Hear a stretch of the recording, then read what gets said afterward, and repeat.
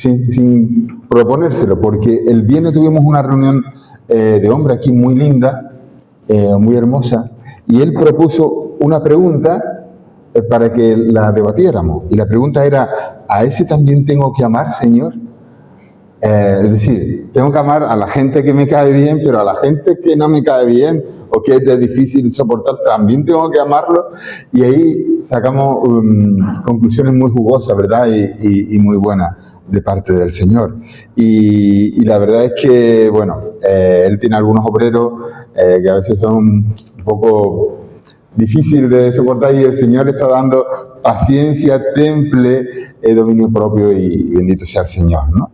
Entonces, esa pregunta, hermano Antonio, me inspiró también ayer buscando, digo, el tema es ese, de que me lo dijo mi Antonio. Así que si no gusta el tema, échale la culpa a él, ¿vale? El tema me hizo pensar en una parábola muy pequeñita, que es la de los dos deudores. La parábola es súper pequeñita, está en el capítulo 7 del Evangelio de Lucas, versículo 36. Me gustaría leerla porque realmente merece la pena. No solo la parábola, que son 3 o 4 versículos, sino la antesala de esa parábola. Porque resulta que a Jesús lo invitaron los fariseos. Un fariseo lo invita a su casa a comer. Y ese es el contexto de la parábola. Mira, Lucas 7, versículo 36. Dice, uno de los fariseos rogó a Jesús que comiese con él. Y habiendo entrado en la casa del fariseo, se sentó a la mesa. Entonces pasó algo un poco inexplicable. Entonces entra una mujer de la ciudad que era pecadora. Este matiz es importante. Era pecadora. Al saber que Jesús estaba a la mesa en casa del fariseo, trajo un frasco de alabastro con perfume y estando detrás del Señor a sus pies, llorando, comenzó a regar con lágrimas sus pies y enjugaba con sus cabellos y besaba sus pies y los ungía con perfume. Y cuando vio esto el fariseo que le había convidado, dijo para sí, si fuera profeta, conocería quién es la clase de mujer que le está tocando, que es pecadora. Entonces respondiendo Jesús le dijo, Simón, una cosa tengo que decirte. Y él dijo, di maestro. Y aquí es donde viene la parábola. Un acreedor tenía 2 deudores. El uno le debía 500 denarios, el otro 50. Y no teniendo ellos con qué pagar, perdonó a ambos. Di pues, ¿cuál de estos amará más? Y respondió Simón y dijo, pienso que aquel a quien se le perdonó más. Y le dijo el Señor, rectamente has juzgado. Y vuelto a la mujer, dijo Simón, ¿ves esta mujer? Entré en tu casa y no me diste agua para mis pies, mas ésta ha regado mis pies con lágrimas y los ha enjugado con sus cabellos. No me diste un beso, mas esta desde que entré no ha cesado de besar mis pies. No ungiste en mi cabeza con aceite, mas ella ha ungido con perfume mis pies. Por lo cual te digo que sus muchos pecados le son perdonados, porque amó mucho, más aquel a quien se le perdona poco, poco ama. Y él le dijo a ella, tus pecados te son perdonados. Y los que estaban juntamente sentados en la mesa comenzaron a decir entre ellos, pero ¿quién es este que también perdona pecados? Pero él le dijo a la mujer, tu fe te ha salvado. Ve en paz. ¡Wow! Tremenda la historia, ¿verdad?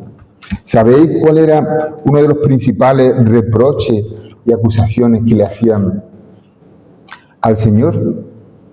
Uno de los reproches principales que le hacían al Señor era que se juntaba con pecadores. No solo que se juntaba, sino que como que se hacía cómplice de los pecados también que cometían. Pero es que en este capítulo 7 que acabamos de leer es la constatación de que la sospecha que tenían los fariseos de que, oye, de que se juntaba con, que era amigo de pecadores, aquí se estaba confirmando completamente. Porque este rabí acaba de defender a una mujer de dudosa reputación. O sea, y todo esto lo estaba haciendo delante de sus narices del fariseo que sospechaba de Jesús y en su propia casa. Entonces, lo que sucede, el fariseo invita a Jesús a comer. Entra una mujer misteriosa, que la palabra le califica de pecadora. Entra pues, bruscamente, ¿no?, en la casa. Rompe el frasco de alabastro sobre los pies de Jesús. Y con sus lágrimas le empapa los pies. Y para secarlo, dice que usa sus propios cabellos.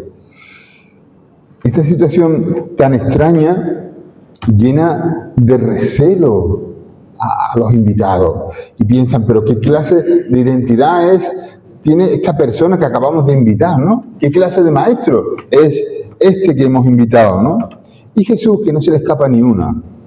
Jesús que sabe lo que estamos pensando. Jesús que tiene un don especial para palpar cómo sentimos.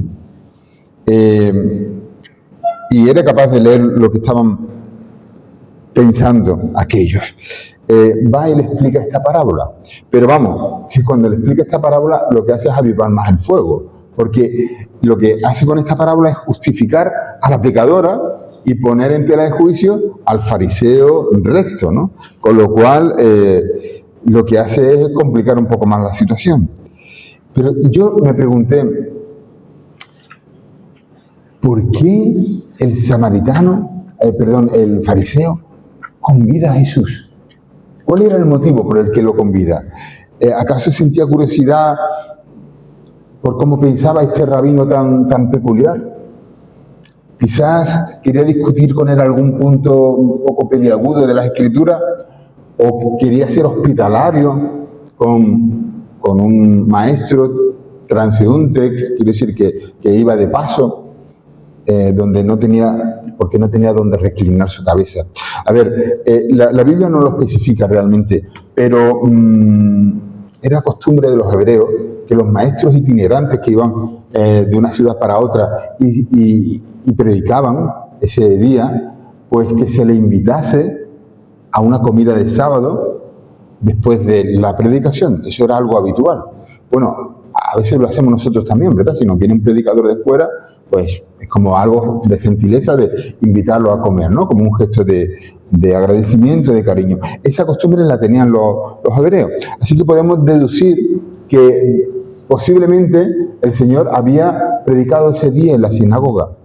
Y podemos deducir que sus palabras causaron impacto y que desearon de seguir escuchando, ¿no?, de las palabras del Maestro. Y yo podría deducir también que el Señor, cuando hablaba, pues también cautivó a aquella mujer a la que se convirtió realmente con esas palabras de Jesús. Esto no lo podemos asegurar realmente, pero lo que sí podemos saber es que para el fariseo le parecía un profeta, o al menos un maestro venerable, porque así da algunas pinceladas, si os habéis fijado en el texto. Pero lo que Simón, el fariseo, no podía ni sospechar era lo que iba a acontecer en ese momento, la escena que se iba a provocar. Porque aquella mujer pecadora entra y le hace eso a su respetable invitado, ¿no?, que era Jesús. Lo primero que me llama la atención es cómo esa mujer consigue entrar, ¿no?, en una casa en la que están. Pero bueno, eso lo vemos nosotros desde nuestra perspectiva occidental, porque allí en las casas hebreas pues estaba abierta la puerta todo el día, solo se cerraba por la noche. Así que ahí estaba salvada el obstáculo, ¿no? Las puertas están abiertas todo el día, así que esa mujer se tomó la libertad de entrar. Sobre la mujer da dos datos: que era pecadora y que nadie la esperaba, que entró de improviso. Bueno, se ha discutido mucho sobre la moralidad de esta mujer, porque se ha supuesto que ejercía la prostitución, porque si era pecadora y si tenía dinero, porque el frasco que llevaba era de gran calidad, o sea, y de gran precio, con lo cual se ve que era pudiente y que era pecadora, prostituta, ¿no? Ya le ponemos la etiqueta.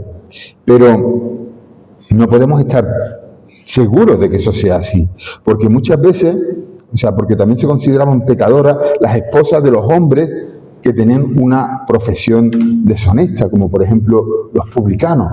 ¿Veis? A lo mejor era mujer de publicano, no era prostituta. Y ya le hemos puesto nosotros rápidamente, pecadora con dinero, prostituta. O incluso cabe la posibilidad de que esta mujer tuviese algún defecto físico que le impidiese cumplir con las meticulosas reglamentos del código de pureza de la ley. Eso también era considerado como pecadora. ¿Veis? Y nosotros llamándola prostituta. ¿Veis lo rápido que somos para... Saco 2 o 3 conclusiones a primera vista, esta persona es así. Pero yo me quiero parar aquí un poquito, porque yo os exhorto, hermano, a que no seamos tan ligeros para disparar, porque muchas veces erramos el tiro y muchas veces etiquetamos a las personas como no debieran, de verdad. Lo que sí es verdad, lo que está claro es que esta mujer sí fue imprudente y con un atrevimiento tremendo por lo que hizo, porque dice que le ungió los pies a Jesús. ¿Y qué significado tiene que una mujer le unja los pies a un hombre? Pues mira, en el pueblo de Israel se le ungían los pies a los reyes, se le ungían los pies a los profetas, se le ungían los pies a los sacerdotes, también se le ungían los pies a los que venían de visita a tu casa. Ese contexto es el contexto del ungimiento de los pies. Y ya en el plano más íntimo, sí es verdad que dentro de las casas, pues como deferencia una mujer podía ungir los pies de su esposo, de su marido, o las hijas ungirle los pies a su padre. ¿Vale? Pero fuera del contexto íntimo familiar, que una mujer le ungiera los pies a un hombre desconocido, eso era algo muy escandaloso. Se podía interpretar como que, de que podía tener una moral ligera esa mujer, ¿vale? Podía escandalizar a cualquiera. Por eso fue imprudente lo que esa mujer hizo. Y el texto dice que lloraba mucho. No explica por qué lloraba aquella mujer, pero es fácil de deducir que lloraba por el arrepentimiento, porque se había arrepentido, porque había experimentado el gozo, la transformación, la sanidad, la salvación que el Señor le había dado. Es fácil de entender que esas lágrimas fueran de alegría, que esas lágrimas fueran de gozo, que esas lágrimas fueran de decir, Dios me ha perdonado, Dios me ha liberado, ¿no? Y su emoción fue tanto lo que su corazón sentía, con tanta fuerza lo sentía, que tuvo el valor de introducirse en una propiedad ajena, que no era suya, se mete en una casa que no es suya, se mete en un acto privado de varones, porque esas comidas eran de varones, ahí no estaban las mujeres, no tenían permitido el acceso a las mujeres. Se mete en una propiedad que no era suya, sin permiso. Dice que a veces es mejor pedir perdón que pedir permiso. En esta mujer lo tuvo claro. Yo, ahí está Jesús, me meto, me cuelo. Y en un acto de hombres, ¿no? Y ahí es donde rompe el frasco de perfume súper costoso y unge los pies del maestro. Y dice que los besaba, que besaba también a la vista de todos. El beso para la mentalidad hebrea era un símbolo de reverencia, de amor, de afecto.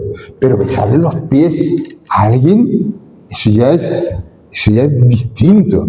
Se le besan los pies a quien te ha salvado literalmente la vida. Si alguien te ha salvado la vida, se le besaba los pies. Pero eso era un acto de agradecimiento extremo, ¿no? Los acusados de asesinato, cuando los escribas lo absolvían, le besaban los pies. ¿Entendéis cuál era el punto de besar los pies? De sentirse, qué liberación sentiría, ¿no?, esa mujer para besar los pies. Ahora, sin embargo, esta mujer llora tanto que se da cuenta que está poniendo, chorreando los pies de Jesús, más que por el perfume, por sus propias lágrimas. Y no se le ocurre otra cosa, y esto sí que es verdad que ya remata el cuadro, que como los tiene empapados, se quita el velo y con su cabello le seca los pies. Y eso ya sí que es verdad que eso era... Eso ya fue tremendo para los comensales que estaban allí. Fue tremendo porque que una mujer no ya que usara sus cabellos, sino que simplemente se destapara el pelo.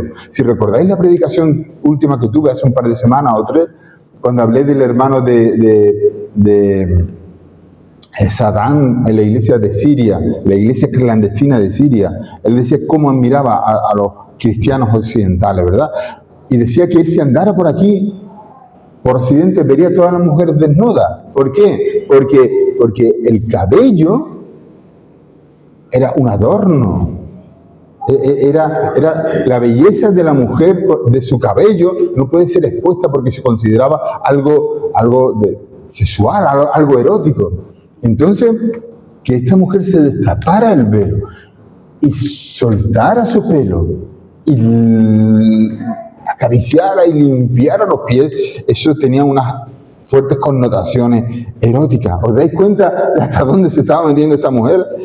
Realizar esto, para que os hagáis una idea, para que pongáis en contexto lo que esta mujer hizo, realizar ese gesto se castigaba con 40 latigazos, según la ley. Eso, la ley lo castigaba con 40 latigazos. Lo digo para que pongamos en contexto la reacción de estos hombres. Quiero lanzar una lanza en favor de los comensales, porque imaginaos que alguien entra aquí y hace cosas que a nosotros nos parecen indebidas o que no entendéis, ¿no? Aquellos hombres en su contexto se estaban escandalizando mucho. Lo que hizo esa mujer es motivo de divorcio, por ejemplo. Y Simón empieza realmente a dudar de a qué extraño rabino he invitado yo a mi casa, porque empieza a dudar que fuera un profeta, y sus pensamientos lo llevan ya a la indignación, se empieza a enfadar realmente, no contra la mujer, sino contra el maestro que había consentido, que no le había parado los pies, que le decía, esto no lo haga, ¿qué estás haciendo? Se estaban enfadando realmente con aquel maestro, con Jesús, porque no paró a esa mujer, no detuvo eso, y violaba, aquella mujer violaba realmente la separación entre la pureza y la impureza. Imaginaos la cantidad de pensamientos que estaban pensando estos hombres. ¿Por qué? Porque le estaba tocando, o sea, hay que ir a una cosa, y Jesús, que todas estas ideas no les pasan desapercibidas, como dije antes, él tiene un olfato especial para reconocerla. Dijo un escritor ruso que si los pensamientos se pudieran oler, habría tal pestilencia en el mundo que moriríamos asfixiados. Si pudiéramos oler los pensamientos que tenemos de los demás. El Señor huele perfectamente las reflexiones mentales de todos ellos. Y pensaban que por culpa de Jesús, aquella mujer había contaminado a todos. Porque, a ver, esto no era una cosa que iba entre la mujer y Jesús. A ellos les implicó directamente también. Y os voy a explicar por qué. Porque según la ley, todos los presentes allí, todos aquellos varones, no tenían más remedio que raparse el pelo, raparse el pelo de todo el cuerpo, no solo de la cabeza, y hacer unos baños rituales durante 2 semanas eran considerados impuros. Es decir, ahora ya entendemos un poco más a aquellos hombres, ¿no? Es decir, esa mujer ha entrado aquí, ha hecho lo que ha hecho delante de Jesús, delante nuestra, y nos ha hecho impuros a todos. Y ahora todos nos tenemos que rapar el pelo de todo el cuerpo y hacer baños rituales, y durante 2 semanas estar exento de los servicios y de las cosas que le tocaban en la sinagoga. Ya vemos que poca broma, ¿verdad? Es decir, que aquellos hombres no era un tema menor. Eran molestias tremendas que le estaban ocasionando a todos ellos. Y si hubiera sido un verdadero profeta aquel hombre, hubiera protegido la pureza de los fariseos varones santos que estaban allí. Es la mentalidad que ellos tenían. Le hubieran prohibido inmediatamente. Aquella mujer pecadora estaba poniendo en ridículo no solo a Jesús, sino a todo el mundo, a todos los que estaban allí. Eso era lo que estaban pensando. Y los ojos de Simón y los de los demás comensales estaban mirando a Jesús, como diciendo, ¿cómo te atreves a permitir esto? Estaban mirando, estaban reclamando una explicación, estaban deseando que Jesús abriera la boca. ¿Pero qué estás haciendo? ¿Pero por qué lo estás haciendo? Y sí, el Señor dio una explicación. El Señor abrió la boca. ¿Qué podía decir Jesús? ¿Cómo salir airoso de esta situación tan comprometida? En verdad ahí estaría el Señor entre la espada y la pared. ¿Por qué? Porque si rechazaba a la mujer, era como traicionar sus propios principios. Y era como ir en contra, negar el amor de Dios que él tanto predicaba. ¿Qué hacía? O se metía a abrir el otro melón, ¿no? El del problema religioso, la solución del problema religioso, por la purificación y todo eso. Decía que eso no importaba y se iba a meter en un debate estéril que al Señor no le interesaba. Al Señor lo que le interesaba era aquella mujer que estaba a los pies del Señor. Pero sí es verdad que el Señor debería de haber tenido un poco de más consideración el estatus de aquel fariseo. La posición que tenía, debería de haber tenido en cuenta qué es lo que ha hecho. Estaban todos pensando eso. Jesús siempre tan sorprendente con su salida. A mí me encanta. Porque ¿cómo sale el Señor de esta encerrona que la mujer le metió? Pues de una forma sorprendente. A mí me encanta el Señor. Me encanta el Señor cuando da una respuesta. Cuando te da unas miradas, que con la mirada te ha ganado o te ha matado, ¿no? según la condenación o según la mano tendida.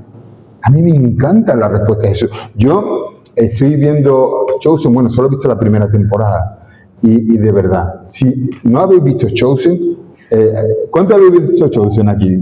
Levantad la mano. Pues de verdad, os lo digo, buscarlo y ponerlo. A mí me apasiona, me cautiva, me hace llorar, flipo en colores, o sea, yo lloro, río a la vez, o sea, es algo tremendo porque han conseguido de una forma muy auténtica, muy seria, muy rigurosa en el contexto histórico, ¿no? De qué es lo que realmente, cómo Jesús podía haber actuado, ¿no? Y realmente es que te maravillas como el Señor siempre tiene la respuesta adecuada, el planteamiento correcto, le para los pies a quien tenga que pararle, le tiende la mano a quien... Es que es una cosa extraordinaria. ¿Cómo sale el Señor de aquí? Pues le cuenta una historia de los 2 deudores, y es una narración que aparentemente no tiene nada que ver con lo de esa mujer. Le dice, oye, os voy a contar una historia. ¿Qué estás haciendo, maestro, con esta mujer? Os voy a contar una historia. Como que quita un poco el foco. Uno que debía 500, otro que debía 50. ¿Quién debió más? Algo que en teoría no tiene mucho que ver, pero que Simón y todos los oyentes le siguen el juego. Y entonces Jesús es que es genial, porque se lleva a la gente a su terreno. Y de una forma pacífica e ingeniosa, capta la atención de ellos y empieza a tender puentes. Deberíamos de aprender mucho de él, porque siempre andamos montando algunos ciscos tremendos, unas polémicas tremendas, unas peleas, unos conflictos, unas polémicas, siempre estamos montando polémicas. Y deberíamos de aprender, porque muchas veces lo montamos por cabezonería o por querer llevar la razón, otras veces por orgullo, por soberbia, por odio al prójimo, o yo qué sé, ¿por qué? Porque nos cae mal, yo qué sé. Y el argumento que el Señor usa en esta parábola es muy bueno. ¿Sabes por qué? Porque los judíos, especialmente los fariseos, les repugnaba el tema de las deudas. No soportaba el tema de las deudas. Y le parecía algo sorprendente que alguien pudiera llegar a perdonar las deudas de alguien, y más de 500 denarios. 500 denarios son 15 meses de sueldo, ¿eh? O sea, podría ser como 20 y tantos mil euros. O sea, es un dinerito. Y le sorprendía que alguien pudiera llegar a poder perdonar esto. Así que el Señor construyó un puente en común donde pudieran pasar despacio aquellos fariseos y sin peligro de perder la comunicación, de romper el diálogo, porque a veces la línea entre romper la comunicación o tener comunicación es tan delgada que a veces tenemos que tener un poco de tacto, un poco de paciencia, un poco de amor, un poco de discernimiento. Un poquito de tacto es lo que hace falta muchas veces para no romper la comunicación cuando hay postura enfrentada. Hermano, y eso es lo que el Señor hace. Un pasillito ahí estrecho, aunque sea donde puedan estar de acuerdo con Él. Siempre buscando el punto en común, el Señor. Buscando lo que les une en vez de lo que les separa. Esa es la postura del Señor. Es de eso tenemos que aprender. ¿Qué es lo que nos une? No qué es lo que nos separa. En este sentido, las parábolas del Maestro establecen siempre diálogos, establecen siempre puentes allí donde hay riesgo de romperse las relaciones, de romperse las cosas. Así que todos se ponen de acuerdo y le entran en el juego de la parábola y dicen, sí, pues el que se le perdonó 500, ese amó mucho más que el que se le perdonó 50. 50 pueden ser unos 2.000 euros, que tampoco está nada mal. 500 podían ser 20 y tantos mil euros. Vale. Hasta aquí la narración imaginaria, pero el Señor a continuación ya abandona esa narración, esa parábola, inmediatamente pasa al terreno de la realidad. Y se vuelve a la mujer y le dice, pues mira, esta mujer que está aquí, que todavía está llorando, te voy a mostrar las diferencias que tienes con ella. Tú has actuado de forma hipócrita, porque tú me has invitado aquí, y tú ni me has lavado los pies, ni me has ungido, ni las cosas más elementales de normas de cortesía. Y ella, en cambio, ha sido tan sincera, tan amable conmigo, que ha derrumbado su propia vida aquí, se ha quebrantado delante mía, y me ha ofrecido lo mejor de ella misma. Y eso manifiesta el amor que hay en su corazón. Y es que para Dios es muchísimo más importante, a los ojos de Dios es muchísimo más importante el amor que puedas mostrar que tus ritos de pureza. A ver si te enteras, fariseo, le quiere decir al Señor. Es mucho más importante mostrar amor que mostrar tu expediente de ritos de pureza, que estás perfectamente ahí limpio. La mujer, cuando se presenta ante Jesús, después de convertirse, es todo gratitud, es todo, no sabe cómo darle las gracias al Señor. Y las lágrimas que mojan los pies, los besos, el derroche de perfume, es una expresión viva de ese amor.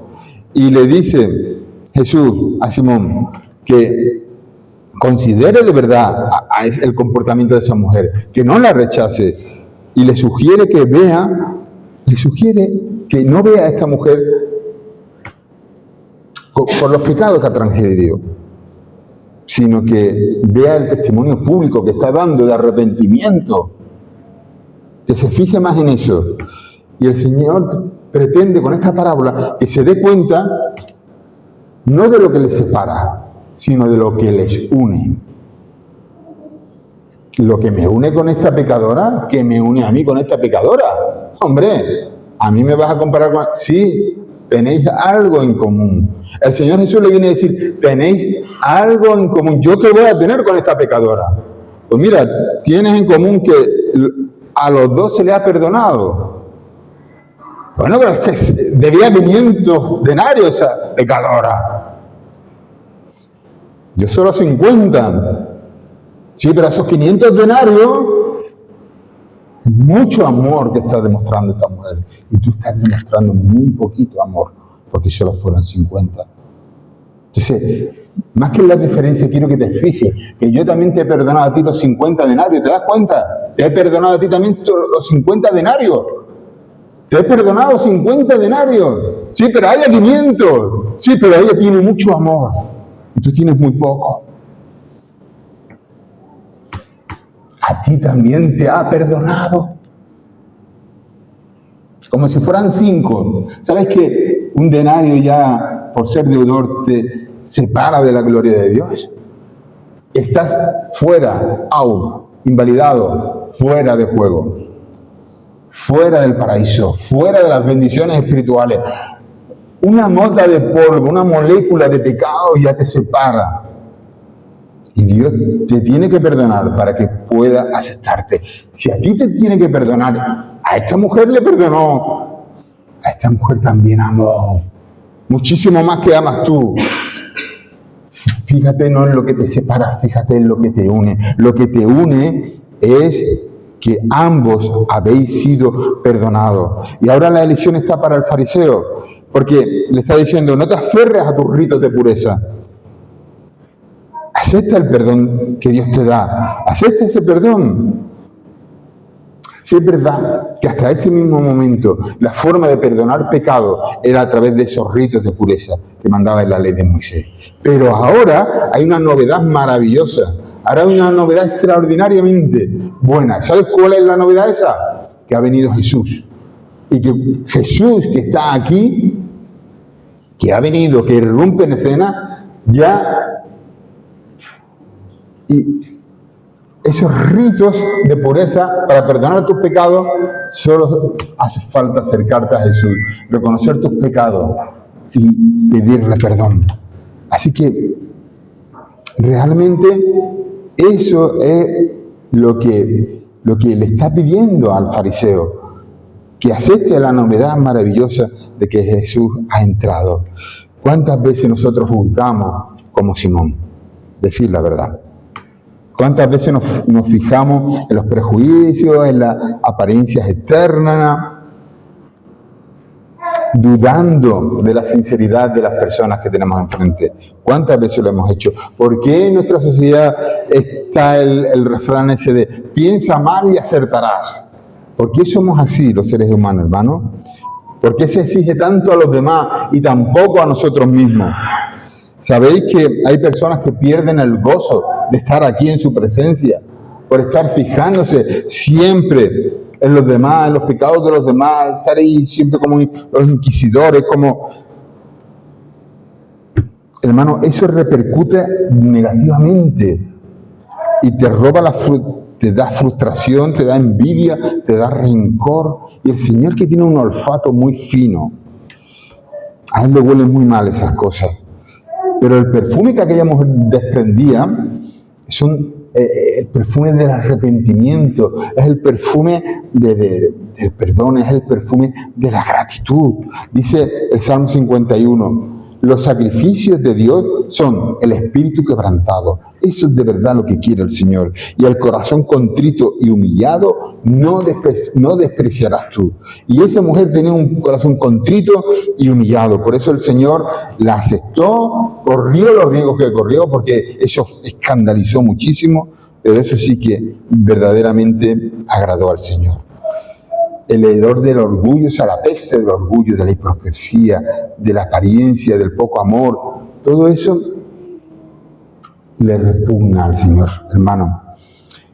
Y el Dios de la Biblia es el Dios del amor, el Dios del perdón, el Dios que todavía sigue tendiendo puente a toda la humanidad, ¿no? Y el acreedor que perdona las deudas en la parábola es Dios. Dios que perdona a todos, a los que deben un poquito y a los que deben mucho. Ese es el verdadero sentido de esta parábola. Y esta parábola es un poco espejo, y ya con esto quiero terminar. Esta parábola es espejo. ¿Espejo por qué? Porque me pone un espejo delante, sin ropa, ¿vale? Porque la chaqueta tapa los michelines. Pero desnudo, en la intimidad de tu alcoba, te pone desnudo y te pone un espejo de suelo a techo. Y esta parábola es ese espejo que te estás viendo desnudo. Te estás viendo desnudo y feo. ¿Por qué? Porque realmente olemos mal cuando pensamos así. Y el Señor quiere usar el jabón que sale de la cruz. El jabón que quita las manchas del pecado y que quiere purificarte. Y hermanos, debemos de purificarnos, debemos de buscar santidad de vida, debemos de dejar que el Espíritu Santo entre en nuestros corazones y nos transforme. Antiguamente, cuando se tomaba aceite de resino, ¿para qué? ¿Para qué se tomaba el aceite de resino? Como un purgante, ¿verdad? Para purgar cuando había... El Espíritu Santo es el aceite del Espíritu Santo dentro de tu vida, es como ese purgante, ese aceite de resino que saca todo lo malo de tu cuerpo, de tu alma y de tu mente, que saca todo lo malo y te purifica y te hace mirar con los ojos de Jesús. Y ese albañil que le echó mezcla a tu perro, Antonio, le echó mezcla en la cabeza al perro, Antonio tuvo dominio propio, porque le entraron las 7 cosas. Oye, el Antonio de hace 15 años, ¿qué hubiera hecho? Le hubiera reventado la cabeza, ¿que sí? Pues gloria a Dios por el Antonio de ahora que tuvo dominio propio. Pero una cosa te quiero decir, Antonio. El Antonio de dentro de 2 años tiene que ser mucho mejor que el Antonio de ahora. Y a eso es a lo que debemos de aspirar, hermano. A mirar con los ojos que mira Jesús. Mirar con los ojos que mira Jesús. Porque si tú miras con los ojos que mira Jesús, vas a dejar de pensar como piensas de la gente que tienes alrededor y vas a empezar a amar. Y quién sabe si ese amor alcance a esas personas para que sean transformadas y tocadas por el sello y la gracia de Cristo. Así que Dios nos dé sabiduría, entendimiento para buscar esa santidad de vida que el Señor nos pide. Que el Señor nos bendiga.